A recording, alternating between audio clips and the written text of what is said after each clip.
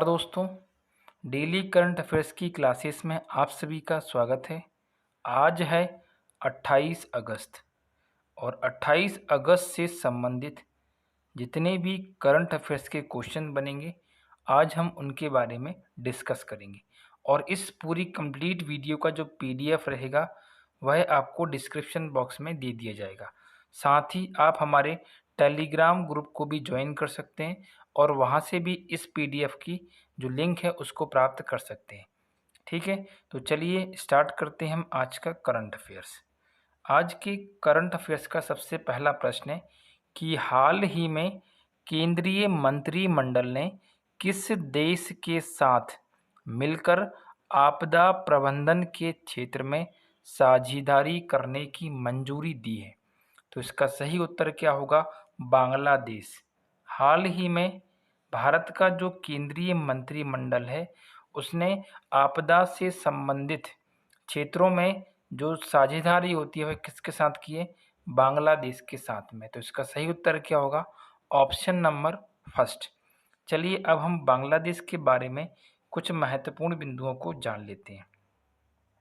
आपके सामने जो इमेज दिखाई दे रही है ये इमेज किसकी है? जो भी आपको ये दिख रहा है ये क्या है? बांग्लादेश। ठीक है, इसकी राजधानी क्या है? ढाका। जो आपको दिखाई दे, देखो यहाँ पे लिखा है ढाका।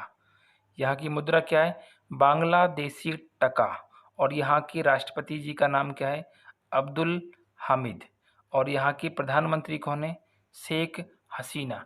यदि आपसे प्रश्न पूछे कि बांग्लादेश से कौन कौन से देशों या फिर भारत के कौन कौन से राज्यों की जो सीमा होती है वह मिलती है, तो यहाँ पर भारत के जो राज्य हैं पश्चिम बंगाल, असम, मेघालय, त्रिपुरा, मिजोरम, ये इतने सारे राज्य भारत की सीमा से बांग्लादेश क्या होता है? जुड़ा हुआ है।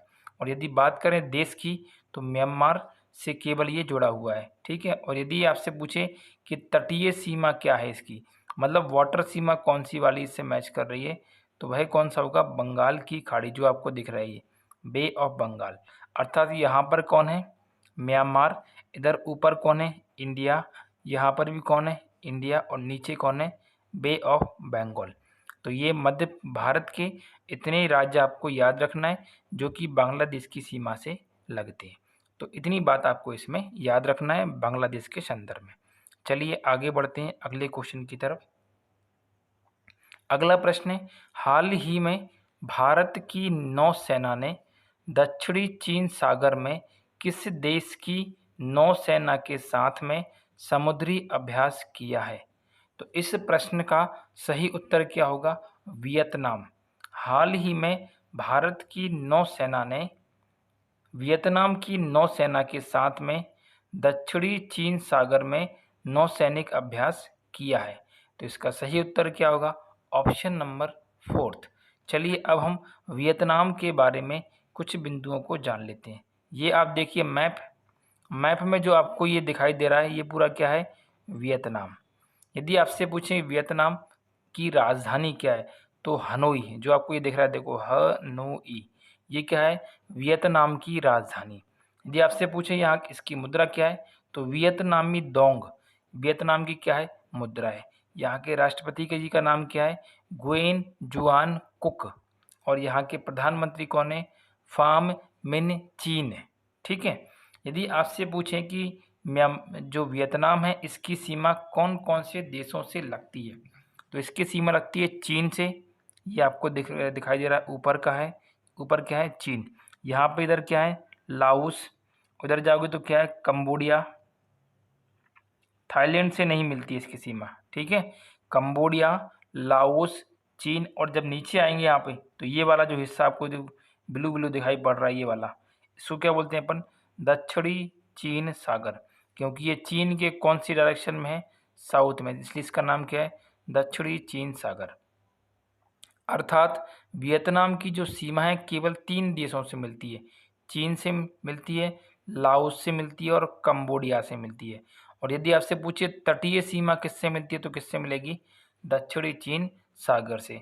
यदि हम देखें इंडिया, तो ये जो आपको ग्रीन ग्रीन वाला पार्ट दिखाई दे रहा है ये क्या है? हमारा इंडिया, भारत देश।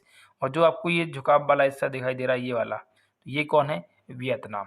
ठीक है। तो भारत से यहाँ पर ये इतनी दूर बनता है, ठीक है, जिसमें इसकी सीमा भारत से नहीं मिलती है। तो इतनी बात आपको इसमें याद रखना है। चलिए आगे बढ़ते हैं। अगला प्रश्न है कि हाल ही में किस देश में ऑनलाइन गोपनीयता कानून पारित किया गया है? तो यह कहाँ पे पारित किया गया है? चीन में। तो इसका सही उत्तर क्या होगा? Option number 4। चलिए चीन के बारे में हम कुछ बिंदुओं को जान लेते हैं। सबसे पहली बात, मैप देखिए आप, जो आपको ये बड़ा सा इतना क्षेत्र दिखाई दे रहा है, ये पूरा क्या है हमारा? ये क्या है? पूरा चीन।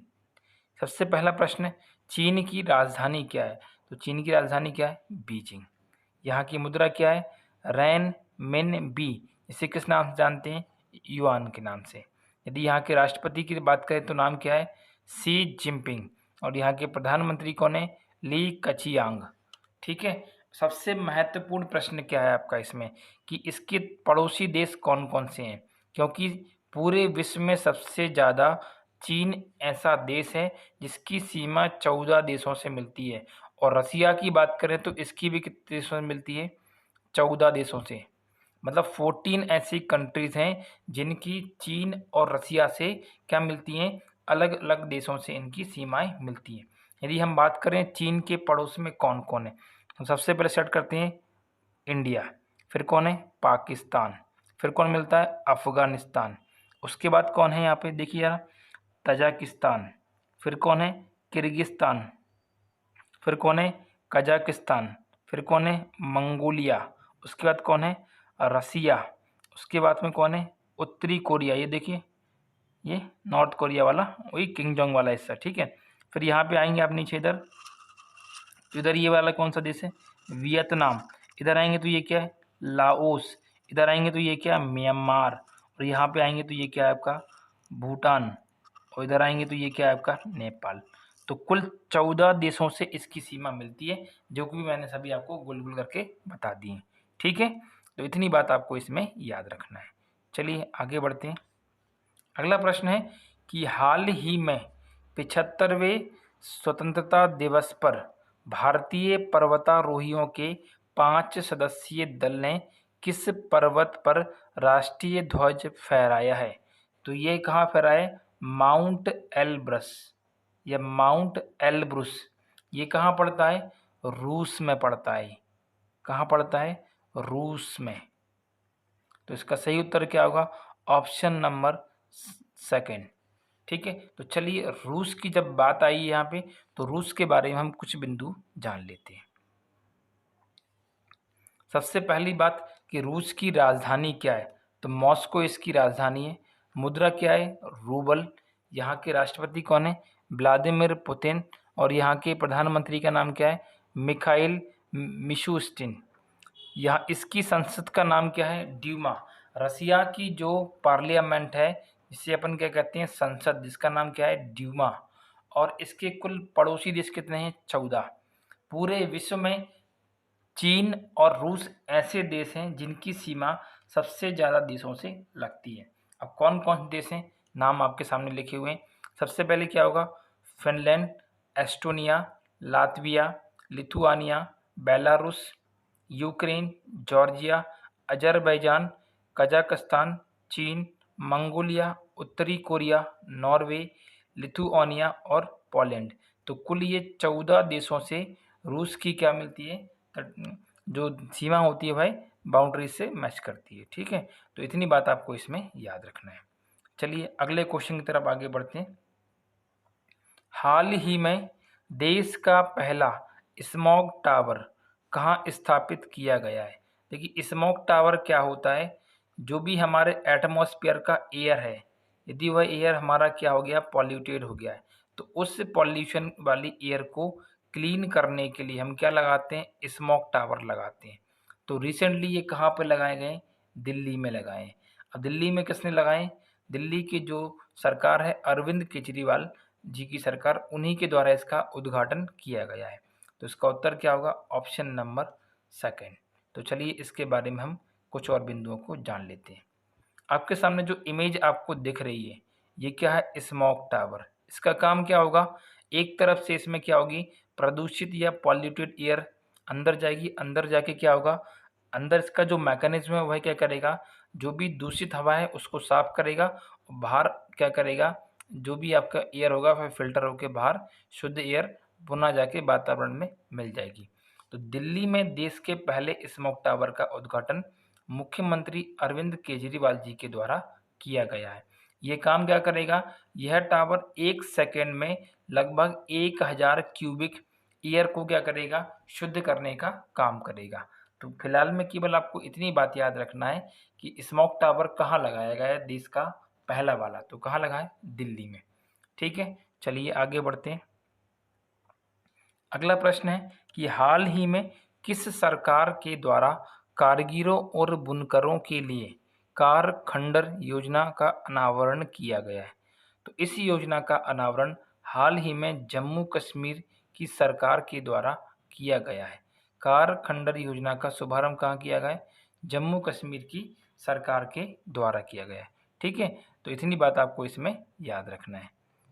यदि हम बात करें जम्मू कश्मीर की, तो जम्मू कश्मीर क्या है, यूनियन टेरिटरी अर्थात केंद्र शासित प्रदेश, जिसकी स्थापना कब हुई थी, अभी रिसेंटली जब धारा 370 हट गई थी तो उसके बाद में ये कब बना केंद्र शासित प्रदेश, 31 अक्टूबर 2019 में। यदि हम बात करें जम्मू कश्मीर की, तो इसकी ग्रीष्मकालीन जो राजधानी है वह क्या है, श्रीनगर, और इसकी शीतकालीन राजधानी है वह क्या है, जम्मू।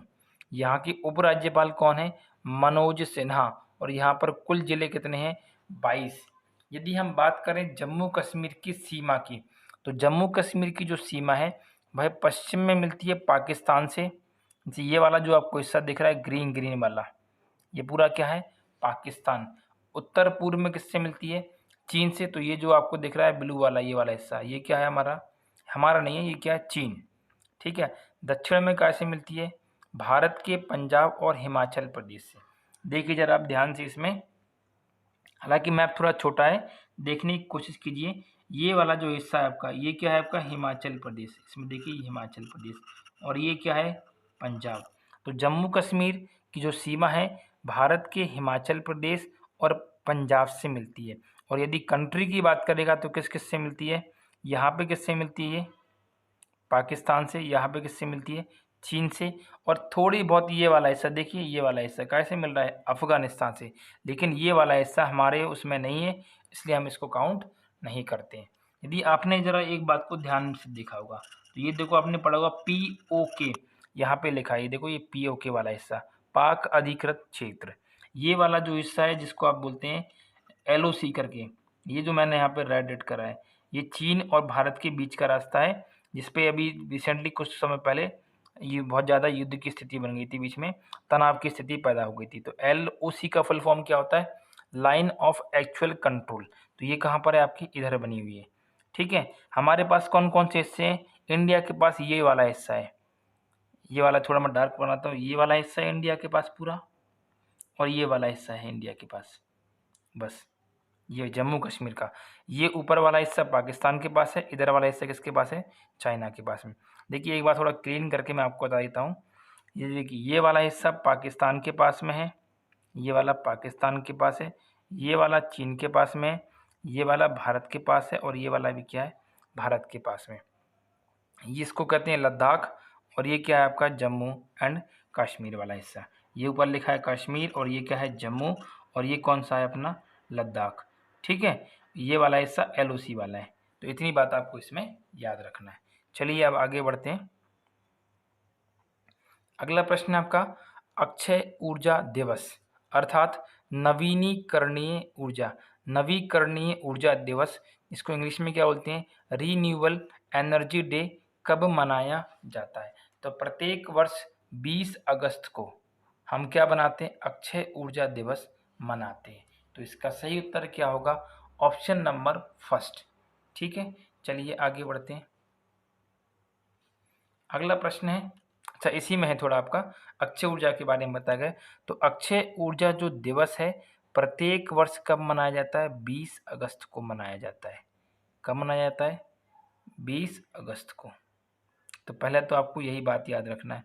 इसको कब स्टार्ट किया गया था पहली बार, तो जो UN है, या प्रबंधन बात कर यहाँ पे देखो, भारत का जो नवीन और नवीकरणीय ऊर्जा स्रोत का जो मंत्रालय है उसके द्वारा 2004 में पहली बार इस वाले दिवस को मनाया गया था। देखिए, दो बातें याद रखना है आपको कि 20 अगस्त को हम प्रत्येक वर्ष क्या मनाते हैं, अक्षय ऊर्जा दिवस मनाते हैं। और पहली बार कब मनाया गया था, वर्ष 2004 में। अक्षय ऊर्जा के उदाहरण कौन कौन से हैं, बायोगैस, सौर ऊर्जा, पवन ऊर्जा, जल विद्युत ऊर्जा, ये सब कौन से हैं, रिन्यूएबल एनर्जी के सोर्सेस हैं। तो इतनी बात आपको इसमें याद रखना है। चलिए आगे बढ़ते हैं। अगला प्रश्न है कि हाल ही में अपूर्व चंद्रा को किस मंत्रालय का सचिव अर्थात सेक्रेटरी नियुक्त किया गया है। तो इन्हें हाल ही में सूचना एवं प्रसारण मंत्रालय का सचिव नियुक्त किया गया है। किसे, अपूर्व चंद्रा को। तो इसका सही उत्तर क्या होगा, ऑप्शन नंबर 4। ठीक है, चलिए आगे बढ़ते हैं। अगला प्रश्न है आपके लिए कि हाल ही में किस देश ने अफगानिस्तान से अपने नागरिकों को वापस लाने के लिए ऑपरेशन देवी शक्ति अभियान चलाया है। ये मैंने आपको टेलीग्राम पर भी आपसे ये क्वेश्चन पूछा था मैंने। तो ये चलाया भारत के द्वारा। भारत के द्वारा अफगानिस्तान से नागरिकों को वापस लाने के लिए ऑपरेशन देवी शक्ति अभियान चलाया गया है। और एक और अभियान चलाया यूके के द्वारा, कौन सा, नई पुनर्वास योजना। तो देखो, दो तीन बातें हैं अफगानिस्तान को लेकर जो आपको याद रखना है। पुनर्वास योजना, यदि आपसे पूछें कि नई पुनर्वास योजना किस देश के द्वारा शुरू हुई, तो आंसर क्या होगा, यूनाइटेड किंगडम, यूके। यदि आपसे पूछें ऑपरेशन देवी शक्ति, तो आंसर क्या होगा, भारत। और यदि आपसे पूछें कि अफगानिस्तान के नागरिकों को भारत लाने के लिए कौन सी सेवा को स्टार्ट किया है, कौन सी सर्विस, इसका नाम क्या है, ई वीज़ा, EVISA। तो ये किसके द्वारा स्टार्ट किया गया था, भारत के द्वारा। तो भारत के द्वारा ऑपरेशन देवी शक्ति और ई वीज़ा को स्टार्ट किया, जबकि यूके के द्वारा नई पुनर्वास योजना को स्टार्ट किया गया। तो इतनी बातें आपको इसमें याद रखना है। ठीक है, चलिए अब हम जान लेते हैं कल की वीडियो के प्रश्न का उत्तर। कल मैंने आपसे पूछा था कि हाल ही में सिडबी ने उधार के लिए कौन सा मंच लॉन्च किया है। तो इसका सही उत्तर क्या होगा, डिजिटल प्रयास। तो सिडबी के द्वारा हाल ही में डिजिटल प्रयास को लॉन्च किया गया है। चलिए अब हम बात कर लेते हैं आज के प्रश्न की। आज के लिए होमवर्क में आपका प्रश्न है कि विश्व फोटोग्राफी दिवस कब मनाया जाता है, अर्थात वर्ल्ड फोटोग्राफी डे हम कब सेलिब्रेट करते हैं, ये आपको कमेंट करके बताना है। अभी भी आप लोग कमेंट नहीं कर रहे हैं। यदि आप इसको डेली अच्छे से पढ़ते हैं तो कमेंट ज़रूर कीजिए, क्योंकि आप कमेंट करेंगे तो उन बातों को लिख देंगे और लिखी हुई चीज़ आपको लंबे समय तक याद रहेगी। तो आप कमेंट किया करो यदि आप इसको पूरा कम्प्लीटली पढ़ते हो तो। ठीक है, तो आज के लिए इतना ही। मिलते हैं हम एक करंट अफेयर्स की नई वीडियो में, और इसका जो कंप्लीट जो PDF रहेगा वह आपको टेलीग्राम चैनल पर और इस वीडियो के डिस्क्रिप्शन बॉक्स में दे दिया जाएगा। ठीक है, तो चलिए आप सबसे विदा लेते हैं। तब तक के लिए नमस्कार, धन्यवाद।